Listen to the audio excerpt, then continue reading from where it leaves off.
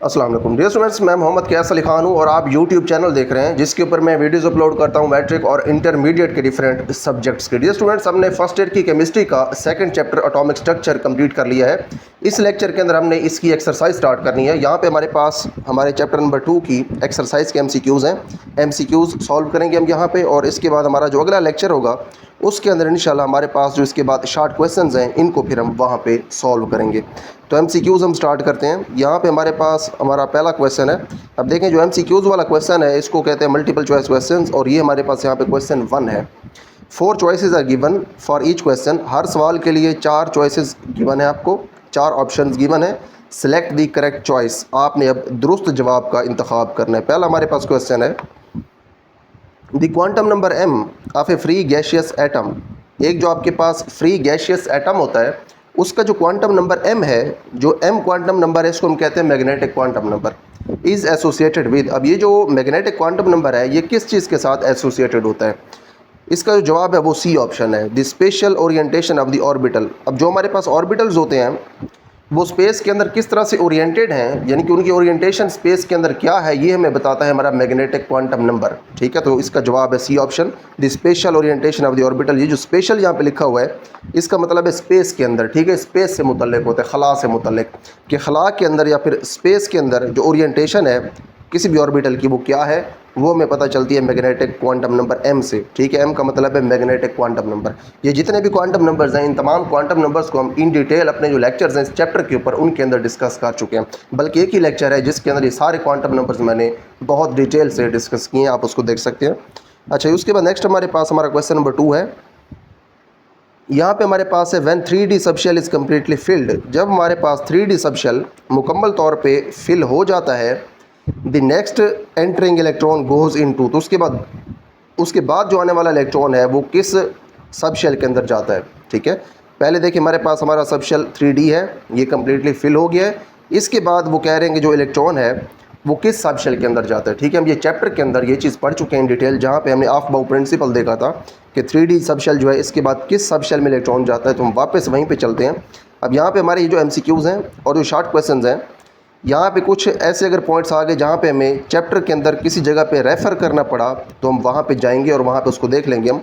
हमारे पास 3D है, 3D के बाद हमने देखना है कि कौन सा सबशेल फिल होता है, तो उसके बाद हम चलते हैं वापस अपने चैप्टर के अंदर यहाँ पे। ठीक है, यहाँ पे हमारे पास ऑफ बाउ प्रिंसिपल था। यहाँ पे हमने अपने लेक्चर के अंदर ये देखा था कि ऑफ बाउ प्रिंसिपल ये कहता है कि आपने सबशेल्स को फिल करना है according to the increasing order of their energy values. जो उनकी एनर्जीज बढ़ रही हैं उनकी बढ़ती हुई एनर्जी के हिसाब से आपने सबशेल्स को फिल करना है। तो यहाँ पे हम देखते हैं कि 3D के बाद कौन सा सबशेल फिल होता है। ये हमारे पास 3D है। 3D के बाद अगर आप देखें तो आपके पास जो 4p सबशेल है ये फिल होता है। हमें कैसे पता चला कि इसके बाद 4p फिल होना है? हम यहाँ पे इनकी जो n+l वैल्यूज़ होती हैं वो देखते हैं। ठीक है, n का मतलब है प्रिंसिपल क्वांटम नंबर वैल्यू, और l का मतलब इनका जो एजीम्यूथल क्वांटम नंबर है उसकी क्या वैल्यू है। जो हमारे पास 3D है इसका प्रिंसिपल क्वांटम नंबर 3 है, जो कि इसके साथ नंबर लिखा हुआ है। और उसके बाद यहाँ पे हमारे पास सबशेल है D। जो D सबशेल है हम जानते हैं कि इसके लिए जो एजीम्यूथल क्वांटम नंबर की वैल्यू होती है वो 2 होती है। 0 जो है वो S की वैल्यू होती है, 1 जो एजीम्यूथल क्वांटम नंबर की वैल्यू है वो P के लिए, और D के लिए 3 होती है, और F के लिए 4 होती है। F के लिए P के लिए 2 होती है और F के लिए 3 होती है। ठीक है, तो D है यहाँ पे, D के लिए 2 है और यहाँ पे आप लिख देंगे 2।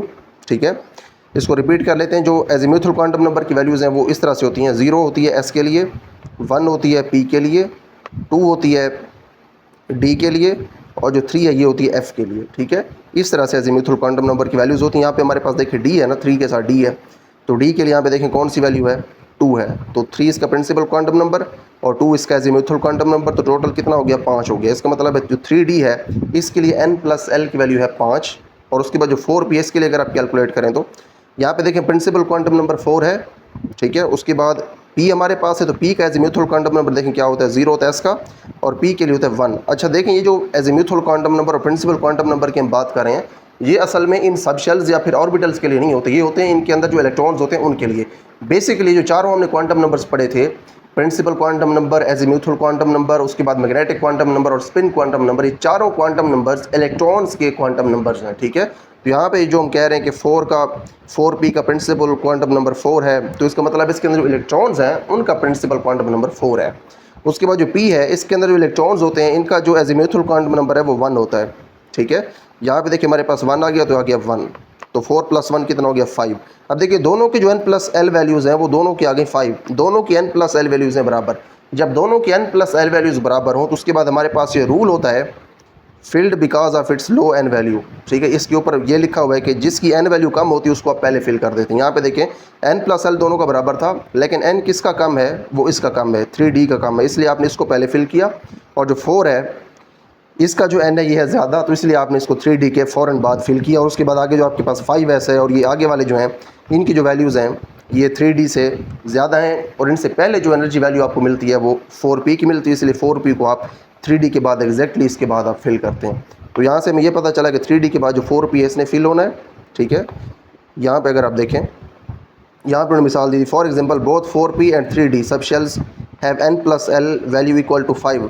अब देखें जो हमने यहाँ पे एग्जांपल देखी है वही एग्जांपल उन्होंने हमें यहाँ पे बताई है कि दोनों आपके पास जो सब शेल्स हैं 3p और 4p और 3d, ठीक है, ये 4p है ये 3d है, इन सब शेल्स की दोनों की जो n+l वैल्यूज हैं वो बराबर है 5 है। ठीक है, 4p की वैल्यू देखें 4 + 1 5 होती है, और जो 3d है इसकी वैल्यू होती है 3 + 2 5। 3d subshell will be preferred to be filled. जो 3d सब शेल है इसको आप तरजीह देंगे कि इसको आप पहले फिल करें। उसकी वजह क्या है, because of its low n value, क्योंकि इसकी जो n वैल्यू है वो कम है, इसका प्रिंसिपल क्वांटम नंबर 3d का कम है, इसलिए आपने इसको पहले फिल करना है। और जो 4p है इसको आपने इसके फ़ौरन बाद फिल करना है। तो यहाँ से हमारा जो MCQ उसका हमें जवाब मिल गया कि हमारे पास जो 3d है इसके फ़ौरन बाद जो सब शेल फिल होगा वो 4p है। ठीक है, ये जो आपके पास तरतीब है ये आपने इसी तरह से जो n+l वैल्यूज़ हैं इनके हिसाब से आपने ये तरतीब याद रखनी है। जो हमारे पास लेक्चर था उस लेक्चर के अंदर हमने डिटेल में डिस्कस किया था कि आपने किस तरह से उसको याद रखना है, आप उस लेक्चर को देख सकते हैं। अच्छा, यहाँ पे हमारे पास हमारा ये जो MCQ है ये भी कंप्लीट हो गया। इसके बाद हम अपना नेक्स्ट MCQ देखते हैं। अच्छा, यहाँ पे 2 कंप्लीट हो गए, तीसरा हमने अब देखना है। तीसरा हमारे पास है quantum number values for 2p orbitals are. देखें जो 2p सबशेल के ऑर्बिटल्स होते हैं उनकी क्या होती हैं क्वांटम नंबर वैल्यूज़, ये हमने बतानी है। अच्छा देखें, सबसे पहले हमारे पास होते हैं शेल्स। जो शेल्स होते हैं KLMN इस तरह से शेल्स होते हैं हमारे पास। फिर उन शेल्स के अंदर होते हैं सब शेल्स। जो हमारे पास पहला शेल है उसके अंदर सिर्फ एक सब शेल होता है, दूसरे शेल के अंदर 2 होते हैं, तीसरे में 3, चौथे में 4 सब शेल होते हैं। उसके बाद जो सब शेल्स होते हैं इन सब शेल्स के अंदर वो वाली जगह जहाँ पे इलेक्ट्रॉन होने की पॉसिबिलिटी या प्रोबेबिलिटी सबसे ज़्यादा होती है, इम्कान सबसे ज़्यादा होता है इलेक्ट्रॉन के होने का, उन प्लेसेस को हम कहते हैं ऑर्बिटल्स। तो हमारे पास जो S सब शेल है इसके अंदर एक ही ऑर्बिटल होता है, S ऑर्बिटल। जो हमारे पास P सब शेल है इसके अंदर 3 ऑर्बिटल होते हैं, PX, PY और PZ ऑर्बिटल। उसके बाद हमारे पास जो D सब शेल है इसके अंदर हमारे पास 5 ऑर्बिटल्स होते हैं। इसी तरह से बाकी भी हमारे पास जो सब शेल्स हैं इनके अंदर इस तरह से हमारे पास ऑर्बिटल्स होते हैं। ये जो हमारे पास किस सब शेल में कितने ऑर्बिटल्स होते हैं हम सारा डिटेल में डिस्कस कर चुके हैं। जो हमारा क्वांटम नंबर्स वाला लेक्चर है उसके अंदर तो आप वहाँ पर इसको ज़रूर देखें। तो यहाँ पे देखिए हमारे पास जो 2p ऑर्बिटल है हमने बताना है कि इसके क्वांटम नंबर्स क्या हैं। जो 2 इसके साथ नंबर लिखा हुआ है ये तो हमें सीधा सीधा प्रिंसिपल क्वांटम नंबर बताएगा n। तो आप देखें किस किस ऑप्शन के अंदर n की वैल्यू 2 है। तो यहाँ पे अगर आप देखें ऑप्शन ए के अंदर और ऑप्शन डी के अंदर n की वैल्यू हमारे पास है 2। तो इसका मतलब ये हुआ कि हमारे पास इन दोनों में से कोई एक ऑप्शन है, बी और सी नहीं हो सकते, वहाँ पे n की वैल्यू 1, लेकिन हमारे पास यहाँ पे n की वैल्यू 2 है। n का मतलब होता है प्रिंसिपल क्वांटम नंबर। उसके बाद यहाँ पे हमारे पास है p ऑर्बिटल। जो हमारे पास ऑर्बिटल्स होते हैं इनके उसके बाद हमारे पास एजीम्यूथल क्वांटम नंबर्स भी होते हैं। ठीक है, असल में पहले भी आपको मैं बता चुका हूँ कि जो क्वांटम नंबर्स हैं बेसिकली ये इलेक्ट्रॉन्स के हैं। ठीक है, यहाँ पे 2p ऑर्बिटल जो है इसके लिए क्वांटम नंबर्स की वैल्यू बताने का मकसद ये है या फिर इसका मतलब ये है कि इस ऑर्बिटल के अंदर जो इलेक्ट्रॉन मौजूद है उसके क्वांटम नंबर्स कौन से होंगे। ठीक है, यहाँ पे जो इसमें इलेक्ट्रॉन्स मौजूद हैं उनका जो प्रिंसिपल क्वांटम नंबर है वो 2 होगा। ठीक है, यहाँ पे हमारे पास आ गया। उसके बाद जो p ऑर्बिटल होता है या फिर p सब शेल होता है, p सब शेल का जो हमारे पास एजीम्यूथल क्वांटम नंबर है वो होता है 1। ठीक है, तो इसका मतलब ये हुआ कि जो 2p हमारे पास सब शेल है इसके जितने भी ऑर्बिटल्स होंगे, बल्कि इसके 3 ही ऑर्बिटल्स होंगे। हम जानते हैं कि हमारे पास जो p सब शेल है इसके अंदर 3 ऑर्बिटल्स होते हैं। इसके अंदर ऑर्बिटल्स होते हैं px, py और pz। क्योंकि हमारे पास 2p सब शेल है तो इसके ऑर्बिटल्स होंगे 2px, 2py, 2pz। तो तीनों हमारे पास जो ऑर्बिटल्स होंगे इन तीनों ऑर्बिटल्स में जो इलेक्ट्रॉन्स होंगे इन तीनों ऑर्बिटल के इलेक्ट्रॉन्स के लिए जो एजीम्यूथल क्वांटम नंबर होगा वो 1 होगा। ठीक है, तो हमारे पास जो प्रिंसिपल क्वांटम नंबर है वो 2 है और एजीम्यूथल क्वांटम नंबर हमारे पास है 1। ठीक है, हम ये कैसे जानते हैं, हम जानते हैं कि हमारे पास जो S सब शेल है उसके लिए 0 होता है azimuthal quantum number, P subshell जो है उसके लिए 1 होता है, और जो D सब शेल है उसके लिए 2 होता है, और F सब शेल जो है उसके लिए हमारे पास जो है वो हमारा एजीम्यूथल क्वांटम नंबर जो है वो 4 होता है। ठीक है, यहाँ पे हम बल्कि 3 होता है। ठीक है, F के लिए 3 होता है। अब देखिए क्योंकि स्टार्ट होते हैं 0 से तो इसलिए आपने थोड़ा इनका ख्याल रखना है कि पहला होता है एस के लिए, दूसरा होता है पी के लिए, तीसरा होता है डी के लिए और चौथा होता है एफ के लिए। ठीक है, एस के लिए एजीम्यूथल 0, पी के लिए एजीम्यूथल 1, डी के लिए एजीम्यूथल 2 और एफ के लिए एजीम्यूथल 3। ठीक है, तो ये होते हैं जिनके लिए एजीम्यूथल क्वांटम नंबर्स। अच्छा, उसके बाद हमारे पास हमारा तीसरा एमसीक्यू भी हो गया। यहाँ पे प्रिंसिपल क्वांटम नंबर 2 है, एजीम्यूथल क्वांटम नंबर है 1, तो हमारा ए ऑप्शन जो है ये ठीक है। उसके बाद नेक्स्ट अगर आप देखें तो हमारे पास हमारा चौथा क्वेश्चन है, an electron having the set of values n is equal to 4, azimuthal quantum number l is equal to 0 and magnetic quantum number m is equal to 0 and s यानी कि स्पिन क्वांटम नंबर इसका जो है वो है +12 lies in. अब हमने ये बताना है कि किस सबशेल के अंदर या फिर किस सबशेल के ऑर्बिटल के अंदर हमारे पास ये इलेक्ट्रॉन मौजूद होगा जिसके ये हमारे पास क्वांटम नंबर्स हैं। इसके चारों क्वांटम नंबर्स हमें बताए हुए हैं। अब देखें, जो बात पहले हमने की है कि जो क्वांटम नंबर्स होते हैं बेसिकली ये चारों क्वांटम नंबर्स बुनियादी तौर पे इलेक्ट्रॉन्स के होते हैं। इलेक्ट्रॉन्स को डिस्क्राइब करने के लिए हम इन क्वांटम नंबर्स को इस्तेमाल करते हैं। तो यहाँ पर उन्होंने बिल्कुल ठीक काम किया है कि उन्होंने इलेक्ट्रॉन के साथ ही लिखा है कि इलेक्ट्रॉन के लिए अगर ये क्वांटम नंबर्स हों तो फिर आप बताएँ कि वो किस सबशेल के अंदर होगा।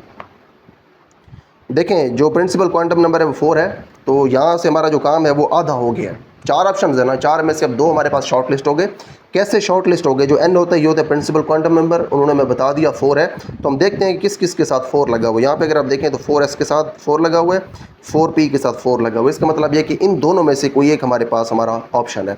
उसके बाद हमारे पास जो l है ये होता है एजीम्यूथल क्वांटम नंबर, वो है यहाँ पे 0। हम जानते हैं कि हमारे पास जो एजीम्यूथल क्वांटम नंबर होता है s के लिए 0 होता है, जो p है उसके लिए 1 होता है, d के लिए 2 होता है और जो f है इसके लिए एजीम्यूथल क्वांटम नंबर होता है 3, f के लिए 3 होता है। तो यहाँ पे देखें l क्या है, 0 है। l क्योंकि 0 है तो इसका मतलब ये कि हमारे पास जो सबशेल है वो s सबशेल है।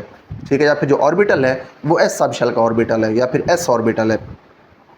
अब क्योंकि देखें जो s हमारे पास सबशेल है इसके अंदर सिर्फ एक ही ऑर्बिटल होता है, s ऑर्बिटल, इसीलिए आप कभी कभी s सबशेल के बजाय s ऑर्बिटल का वर्ड भी इस्तेमाल कर देते हैं। अच्छा, यहाँ पे देखें हमें पता चल गया कि हमारे पास n की वैल्यू 4 है और उसके बाद l की वैल्यू अगर 0 है तो इसका मतलब है ये s सबशेल होगा। तो देखें इन दोनों में से s कौन सा बनता है, ये s बनता है सी ऑप्शन के अंदर। क्योंकि सी ऑप्शन के अंदर शॉर्ट लिस्ट हमने कर लिया, हमें 4s आंसर मिल गया, तो आगे वाले जो हैं इन दोनों को अब देखने की ज़रूरत भी नहीं है। क्योंकि हम जानते हैं कि जब हमारे पास एजीम्यूथल क्वांटम नंबर 0 होता है तो उसके बाद मैग्नेटिक क्वांटम नंबर ऑटोमेटिकली हमें उसकी एक ही वैल्यू मिलती है, 0 मिलती है। ठीक है, तो अब इन दोनों को देखने की ज़रूरत नहीं है, इन पहले 2 को देख के हमारा काम हो गया है। ठीक है, तो यहाँ पे हमारे पास आंसर आ गया 4s, क्योंकि प्रिंसिपल क्वांटम नंबर 4 था तो हमने यहाँ पे देख लिया 4 है। उसके बाद एजीम्यूथल क्वांटम नंबर 0 है तो हमने देखा कि जो 0 है वो s सबशेल का एजीम्यूथल क्वांटम नंबर होता है, या फिर वो इलेक्ट्रॉन जो s सबशेल के अंदर है उस इलेक्ट्रॉन का एजीम्यूथल क्वांटम नंबर होता है 0, इसलिए 4s है। ठीक है, हमारे पास 4s आंसर आ गया। उसके बाद नेक्स्ट हमारे पास हमारा 5th MCQ है, the quantum number values NLM for the 4th electron of beryllium atom are.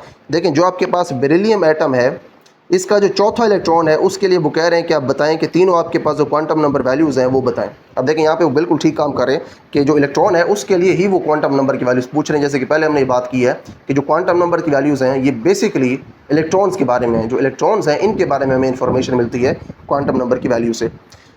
तो देखें, ये कह रहे हैं कि जो आपके पास बेरिलियम है उसका जो चौथा इलेक्ट्रॉन है उसके लिए आपने इन तीनों क्वांटम नंबर्स की वैल्यू बतानी है। n का मतलब है प्रिंसिपल क्वांटम नंबर, l का मतलब है एजीम्यूथल क्वांटम नंबर और उसके बाद जो m है इसका मतलब है मैग्नेटिक क्वांटम नंबर। ठीक है, तो देखते हैं हम जो हमारे पास बेरिलियम का एटम, इसके अगर हम इलेक्ट्रॉनिक कन्फिगरेशन लिखें तो यहाँ पे देखें इसका एटॉमिक नंबर 4 है।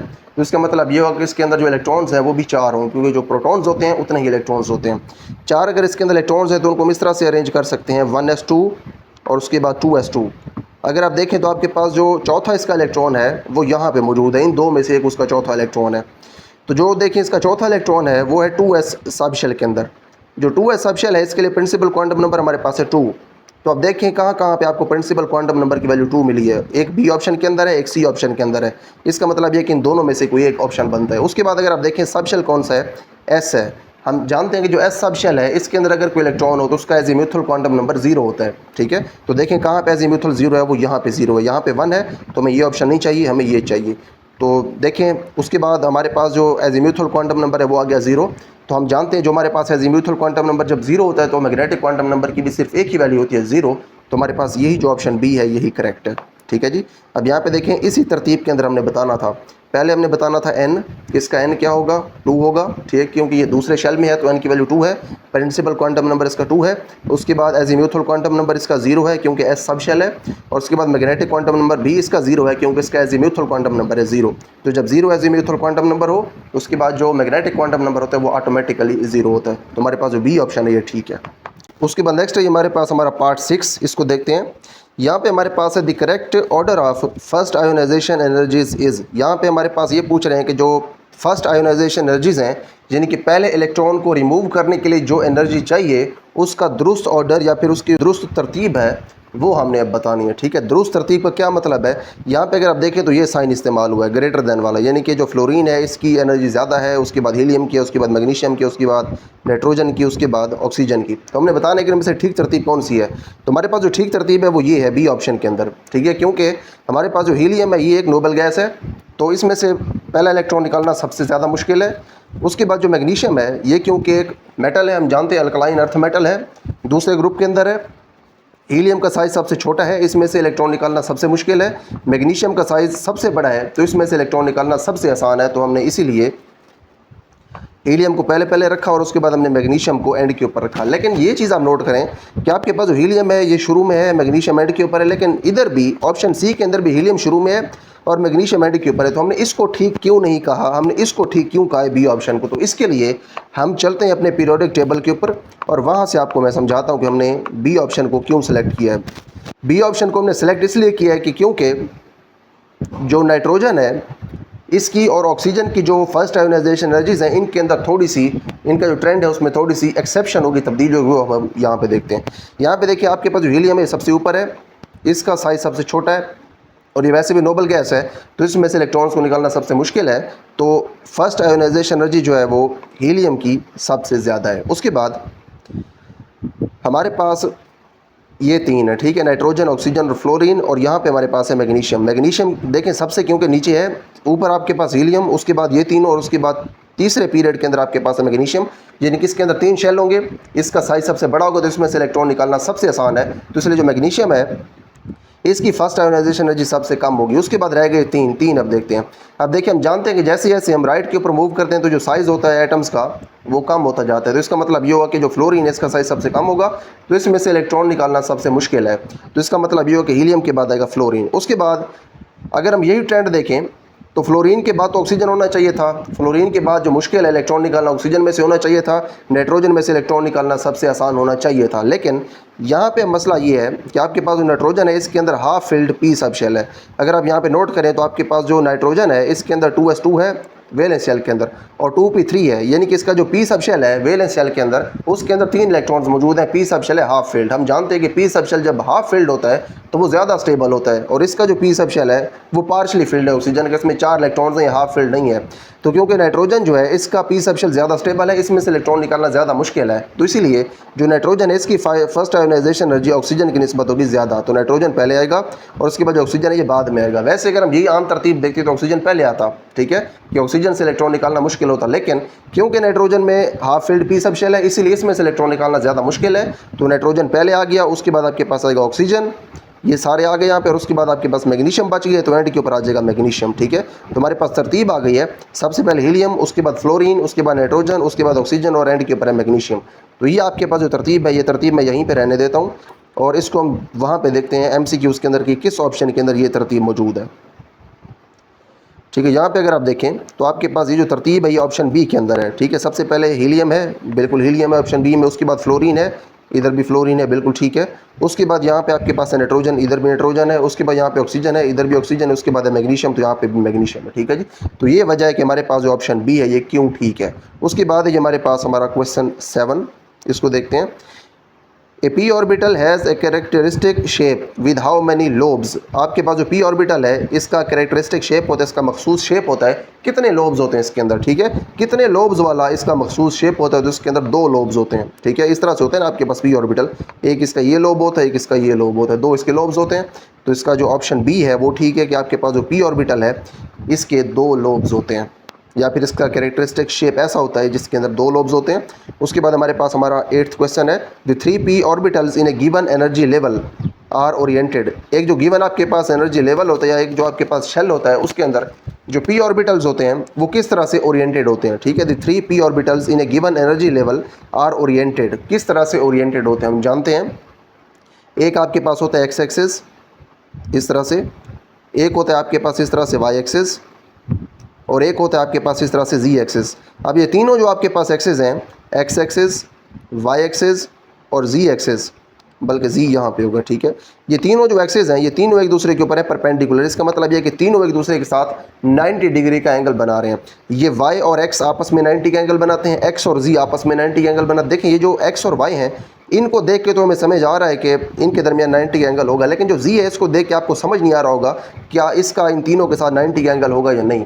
तो उसको समझने के लिए आप यूँ फ़र्ज़ करें कि ये तीनों जो हैं, बल्कि ये दोनों जो एक्स और वाई ये तो एक दूसरे के साथ 90 एंगल बना रहे हैं, लेकिन जो जी है ये स्क्रीन के बिल्कुल आर पार है, इस तरह से सीधा ऐसे। अगर मैं आपको एग्जांपल दूँ पेंसिल की हेल्प से, तो फॉर एग्जांपल ये आपके पास एक्स एक्सिस है, यहाँ पे हॉरिजॉन्टल बना हुआ है और ऊपर इसके साथ सीधा है आपके पास वाई एक्सिस, और जो जी एक्सिस है उसको आप यूँ समझें कि ये यहाँ पे ऐसे, ठीक है। अब अगर आप इन तीनों को देखें तो इन तीनों के दरमियान अब आपको 90 का एंगल मिल रहा होगा।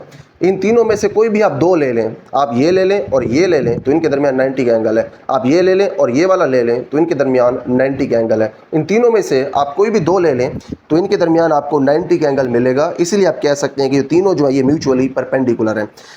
तो तीनों क्योंकि म्यूचुअली परपेंडिकुलर हैं, हम जानते हैं कि हमारे पास जो p ऑर्बिटल्स हैं इन तीनों एक्सिस के ऊपर मौजूद होते हैं। एक आपके पास जो p x ऑर्बिटल है ये x एक्सिस के ऊपर होता है इस तरह से, इसके दोनों लोब्स x एक्सिस के ऊपर होते हैं।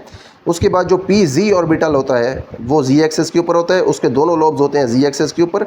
उसके बाद जो हमारे पास होता है p y ऑर्बिटल, इसके दोनों लोब्स होते हैं y एक्सिस के ऊपर इस तरह से। तो इस तरह से आपके पास जो तीनों ऑर्बिटल्स हैं, एक होता है x एक्सिस के ऊपर, एक होता है z के ऊपर, एक होता है y के ऊपर, या फिर एक x के ऊपर, एक y के ऊपर, एक z के ऊपर। इस तरह से आपके पास 3 p ऑर्बिटल्स होते हैं। तो इनकी जो ओरिएंटेशन है वो यहाँ पे है सी ऑप्शन के अंदर, mutually perpendicular to each other along the x y and z axis.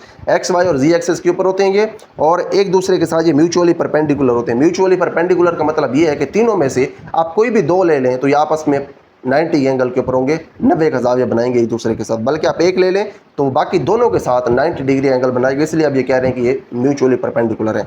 तो ऑप्शन सी जो है ये ठीक है। अच्छा, उसके बाद हमारे पास हमारा 9th क्वेश्चन है, इसको देखते हैं। 9th क्वेश्चन है जी हमारे पास, how many d orbitals are there in a given energy level. एक आपके पास जो एनर्जी लेवल है, फिर एक जो आपके पास शेल होता है उसके अंदर डी ऑर्बिटल्स कितने होते हैं, ठीक है। हम जानते हैं कि सबसे पहले हमारे पास शेल्स होते हैं, उसके बाद शेल्स के अंदर सब शेल्स होते हैं, उसके बाद जो सब शेल्स हैं इनके अंदर होते हैं ऑर्बिटल्स। अब जो आपके पास डी सब शेल है, हमने ये बताने कि डी सब शेल के अंदर डी ऑर्बिटल्स कितने होते हैं, ठीक है। देखिए जो आपके पास डी सबशेल है उसके लिए हमें सबसे पहले पता होना चाहिए एजीम्यूथल क्वांटम नंबर। उस एजीम्यूथल क्वांटम नंबर से हम फाइंड करेंगे मैग्नेटिक क्वांटम नंबर्स। जितने मैग्नेटिक क्वांटम नंबर्स आएंगे उतने ऑर्बिटल्स होंगे डी सबशेल के अंदर, ठीक है। ये जो पूछ रहे हैं ना डी ऑर्बिटल्स कितने, इसका यही मतलब है कि एक सबशेल जो डी सबशेल है उसके अंदर डी ऑर्बिटल्स कितने हैं। देखें जो डी सबशेल है उसके ऑर्बिटल्स को हम डी ऑर्बिटल्स कहते हैं। तो जो आपके पास एजीम्यूथल क्वांटम नंबर्स होते हैं वो 0 से स्टार्ट होते हैं, 0 1 2 3 इस तरह से आगे जाते हैं। जो आपके पास 0 है ये होता है एस का एजीम्यूथल क्वांटम नंबर, 1 होता है पी का, और 2 होता है डी का एजीम्यूथल क्वांटम नंबर। देखें 2 का जो आपके पास एजीम्यूथल क्वांटम नंबर है वो है डी का, तो डी का हमारे पास एजीम्यूथल क्वांटम नंबर 2 आ गया। तो 2 हमारे पास जो जी का एजीम्यूथल क्वांटम नंबर है, इससे आप अब लिखें मैग्नेटिक क्वांटम नंबर्स। 2 से अगर आपने मैग्नेटिक क्वांटम नंबर्स लिखने हैं तो वही मेथड अप्लाई करेंगे जो मैग्नेटिक क्वांटम नंबर्स लिखने का मेथड है। जो 2 है इससे अगर आपने लिखने हैं मैग्नेटिक क्वांटम नंबर्स तो इस तरह से लिखेंगे -2 -1 0 +1 और +2, ठीक है। क्योंकि हमारे पास 2 था एजीम्यूथल क्वांटम नंबर तो हमने -2 से स्टार्ट किया और 2 तक ले गए। अगर हमारे पास एजीम्यूथल क्वांटम नंबर होता 3 तो हम स्टार्ट करते -3 से, इस -2 से पहले हम यहाँ पे -3 लिखते और इस 2 के बाद हम यहाँ पे 3 लिखते, ठीक है। लेकिन हमारे पास क्योंकि 2 था एजीम्यूथल क्वांटम नंबर डी के लिए तो हमने इसी वजह से इस तरह से इसके मैग्नेटिक क्वांटम नंबर्स लिख लिए। तो 2 एजीम्यूथल क्वांटम नंबर के लिए यानी कि डी सबशेल के लिए हमारे पास ये मैग्नेटिक क्वांटम नंबर्स हैं। इनको काउंट करते हैं 1 2 3 4 5, टोटल हमारे पास हैं 5 मैग्नेटिक क्वांटम नंबर्स। तो जितने मैग्नेटिक क्वांटम नंबर्स होते हैं उतने ही हमारे पास ऑर्बिटल्स होते हैं। हमारे पास देखें कितने मैग्नेटिक क्वांटम नंबर्स हैं, 5 मैग्नेटिक क्वांटम नंबर्स हैं। तो हम कह सकते हैं कि हमारे पास एक गिवन एनर्जी लेवल के अंदर जो डी ऑर्बिटल्स हैं वो टोटल 5 होते हैं, ठीक है। तो 5 इसका जो है वो दुरुस्त आंसर है। उसके बाद नेक्स्ट हमारे पास हमारा 10th पार्ट या 10th question, what information does the principal quantum number n gives us about orbitals. अब जो प्रिंसिपल क्वांटम नंबर है ये हमें ऑर्बिटल्स के बारे में क्या इन्फॉर्मेशन देता है, जिसको आप n से जाहिर करते हैं प्रिंसिपल क्वांटम नंबर को। हम इसके बारे में पढ़ चुके हैं चैप्टर के अंदर इन डिटेल कि आपके पास जो प्रिंसिपल क्वांटम नंबर है ये आपको ऑर्बिटल्स का साइज बताता है। ठीक है, जो पहला शेल है उसके अंदर प्रिंसिपल क्वांटम नंबर 1 होता है, दूसरे में 2, तीसरे में 3, चौथे में 4, इस तरह से प्रिंसिपल क्वांटम नंबर्स आगे बढ़ते जाते हैं। जो पहले शेल के अंदर आपके पास ऑर्बिटल्स होंगे वो सिर्फ एक ही ऑर्बिटल होगा s ऑर्बिटल, तो उसका साइज होगा कम। वही s ऑर्बिटल अगर आप देखें दूसरे शेल के अंदर तो वहाँ पे क्योंकि प्रिंसिपल क्वांटम नंबर बढ़ गया है, 2 है प्रिंसिपल क्वांटम नंबर, तो दूसरे शेल का जो आपके पास s ऑर्बिटल है उसका साइज होगा ज़्यादा। इसी तरह से जब आप तीसरे शेल में चले जाएं तो वहाँ पे ऑर्बिटल्स बड़े हो जाएंगे, चौथे में और बड़े हो जाएंगे। तो हमने ये देखा कि जिस तरह से हमारा प्रिंसिपल क्वांटम नंबर बढ़ता जाता है ऑर्बिटल्स के जो साइजेज हैं वो बढ़ते जाते हैं। इसीलिए हम ये कह सकते हैं कि जो साइज़ है इसके बारे में इंफॉर्मेशन देता है हमें principal quantum number. What information does the principal quantum number n gives us about the orbitals. जो ऑर्बिटल है उसका ये साइज बताता है। ठीक है, अच्छा ये हमारे पास फॉर एग्जांपल है 2 इलेक्ट्रॉन्स। एक हमारे पास इलेक्ट्रॉन है जो कि पहले शेल के अंदर है। अगर पहले शेल के अंदर इलेक्ट्रॉन है तो उसका जो प्रिंसिपल क्वांटम नंबर है वो 1 होगा। ठीक है, तो वो जिस ऑर्बिटल के अंदर होगा वो ऑर्बिटल छोटा होगा। अगर दूसरा हमारे पास कोई इलेक्ट्रॉन हो जिसका प्रिंसिपल क्वांटम नंबर हो 2, और अगर वही 2 प्रिंसिपल क्वांटम नंबर वाला इलेक्ट्रॉन s ऑर्बिटल में हो दूसरे शेल के, तो उसका जो s ऑर्बिटल है वो बड़ा होगा। ठीक है, तो हमने ये देखा कि हमारे पास जो इलेक्ट्रॉन्स हैं उनके प्रिंसिपल क्वांटम नंबर जैसे जैसे बढ़ते जाते हैं तो वो बड़े जो ऑर्बिटल्स हैं उनके अंदर वो शिफ्ट होते जाते हैं, या फिर जैसे जैसे उनके प्रिंसिपल क्वांटम नंबर्स बढ़ते जाते हैं उनके जो ऑर्बिटल्स के साइजेज हैं वो भी बढ़ते जाते हैं। ठीक है जी, उसके बाद यहाँ पे देखिए साइज हो गया। देखें ये बाकी क्यों नहीं है, बाकी जो नहीं है हमारे पास ये जवाब, इनका भी आपको मैं आंसर बता देता हूँ, रीज़न बता देता हूँ। शेप जो है ये आपको मिलता है एजीम्यूथल क्वांटम नंबर से, और जो साइज़ एंड शेप है ये आपको इसके लिए 2 क्वांटम नंबर चाहिए। साइज़ के लिए प्रिंसिपल क्वांटम नंबर चाहिए, शेप के लिए एजीम्यूथल क्वांटम नंबर चाहिए। लेकिन यहाँ पे तो हमारे पास सिर्फ प्रिंसिपल क्वांटम नंबर है तो वो हमें सिर्फ साइज़ ही बताएगा जो ऑप्शन ए में है। उसके बाद स्पिन आपको पता चलती है स्पिन क्वांटम नंबर से। ठीक है, तो आपके पास जो स्पिन क्वांटम नंबर है वो तो यहाँ पे है नहीं, आपके पास है प्रिंसिपल क्वांटम नंबर, तो आपके पास दुरुस्त ऑप्शन एक ही रह गया, ए ऑप्शन। एक करेक्ट है हमारे पास, ए ऑप्शन। उसके बाद नेक्स्ट है हमारे पास हमारा last MCQ, how many unpaired electrons are present in an atom of cobalt. जो आपके पास कोबाल्ट का एटम है इसके अंदर अनपेयर्ड इलेक्ट्रॉन्स कितने हैं। तो अगर हमने कोबाल्ट का एटम जो है इसके अनपेयर्ड इलेक्ट्रॉन्स देखने हैं तो उसके लिए फिर हमें जाना पड़ेगा पीरियोडिक टेबल के ऊपर। यहाँ पे अगर आप देखें तो यहाँ पे हमारे पास हमारा कोबाल्ट मौजूद है। कोबाल्ट जो इसका एटॉमिक नंबर जो है वो 27 है। अगर यहाँ पे आप देखें 3D के अंदर, तो 3D के अंदर 7 इलेक्ट्रॉन्स मौजूद हैं। ठीक है, अब ये कम्प्लीटली फील्ड नहीं है। ठीक है, अब ये है हाफ फील्ड। जो 3D है देखें, जो D आपके पास सबशेल है, हम ये अभी MCQ के अंदर ये देख चुके हैं कि जो D सबशेल है उसके अंदर होते हैं 5 ऑर्बिटल्स, यानी कि 5 D ऑर्बिटल्स आपके पास मौजूद होंगे D सबशेल के लिए। जो D सबशेल इसके लिए 5 D ऑर्बिटल्स मौजूद हैं, इनको हम ऊपर करके यहाँ पे बना लेते हैं। यहाँ पे देखें पहला ऑर्बिटल, दूसरा ऑर्बिटल, तीसरा ऑर्बिटल, चौथा ऑर्बिटल और 5वां ऑर्बिटल। इलेक्ट्रॉन देखें D सबशेल में कितने हैं, कोबाल्ट के अंदर 7 हैं। 7 इलेक्ट्रॉन्स हमने यहाँ पे अब प्लेस करने हैं। तो किस तरह से देखें प्लेस करेंगे, पहले इस तरह से हम प्लेस करेंगे, दूसरा ऐसे, तीसरा, चौथा, 5वां। हम जानते हैं कि हमने इस तरह से इलेक्ट्रॉन्स को फिल करना होता है कि सबसे पहले आपने सिंगल इलेक्ट्रॉन्स रखने होते हैं हर ऑर्बिटल के अंदर विद सेम स्पिन। हमने सेम स्पिन के साथ पहले एक एक इलेक्ट्रॉन फिल कर दिया 5 ऑर्बिटल्स के अंदर। उसके बाद कितने बच गए, 2 इलेक्ट्रॉन्स बच गए। देखें टोटल 7 थे, 5 हमने रख दिए, बाकी बच गए 2। तो 2 अगर आपने अब रखने यहाँ पे तो उसके लिए आपको अपोजिट स्पिन देनी पड़ेगी। ठीक है, पहले आपके पास जो स्पिन थी वो थी अपवर्ड, अब दोबारा जब आप इसमें इलेक्ट्रॉन रखेंगे तो उसकी जो स्पिन है वो डाउन स्पिन होगी, इसकी भी जो डायरेक्शन है वो डाउन होगी। ठीक है, तो अब देखें टोटल आपके पास जो 7 इलेक्ट्रॉन्स हैं वो प्लेस हो गए, 2 यहाँ पे, 2 यहाँ पे, 4, 1 5, 1 6 और 1 7। तो ये पहले आपके पास जो 2 ऑर्बिटल्स हैं इनके अंदर जो इलेक्ट्रॉन्स हैं ये तो पेयर्ड हैं, लेकिन अगर आप ये 3 एंड वाले ऑर्बिटल्स देखें तो यहाँ पे आपके पास जो इलेक्ट्रॉन्स हैं वो अनपेयर्ड हैं। तो हम कह सकते हैं कि जो आपके पास कोबाल्ट है इसके अंदर 3 अनपेयर्ड इलेक्ट्रॉन्स मौजूद हैं। ठीक है, जिस तरह से आप कहते हैं कि 3 अनपेयर्ड इलेक्ट्रॉन्स हैं, तो आपने इस तरह से ऑर्बिटल्स के अंदर जो इलेक्ट्रॉन्स हैं उनको अरेंज करके देखना है। ठीक है जी, अगर हम चलें इसके आंसर के ऊपर या फिर इसके ऑप्शंस के ऊपर, वहाँ पे जो 3 वाला ऑप्शन है उसको हम टिक करेंगे। हाँ जी, ये हमारे पास सवाल था, how many unpaired electrons are present in an atom of cobalt. जो कोबाल्ट का एटम है इसके अंदर कितने अनपेयर्ड इलेक्ट्रॉन्स मौजूद हैं। हमने देखा कि इसका जो 3D सबशेल था उसके अंदर 3 अनपेयर्ड इलेक्ट्रॉन्स मौजूद थे, तो 3 इसके अंदर जो अनपेयर्ड इलेक्ट्रॉन्स हैं वो मौजूद है। तो हमने यहाँ पे जो हमारा बी ऑप्शन है इसको हमने टिक कर दिया। ठीक है जी, तो यहाँ पे हमारे पास हमारा ये लेक्चर कंप्लीट हो गया है। इसके बाद अगले लेक्चर के अंदर इंशाल्लाह हमारे पास हमारे जो शॉर्ट क्वेश्चंस हैं इनको हम सॉल्व करेंगे।